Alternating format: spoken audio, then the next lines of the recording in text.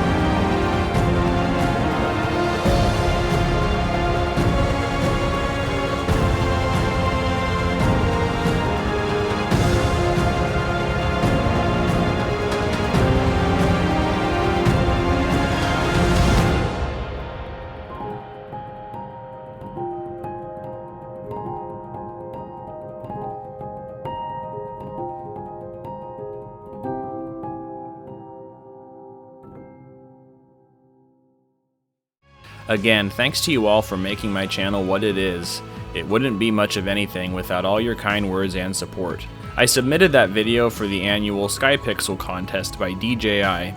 It's a contest specifically for videos and photos from drones, so it was supposed to be made for anyone to think is pretty neat, not just rail fans. That was a culmination of my very best work over the last 7 years in a clever cinematic fashion. I am also curious what you all think of videos flying low to the rails like what you see now. I've thought about posting videos like this without trains. I think it's kind of a neat change up to the usual, but what do you think? Would you like to see more of this? Please comment and let me know. It would not take away from what I'm already doing, just a little extra something to add to the channel. Thanks again for watching and stay tuned for more.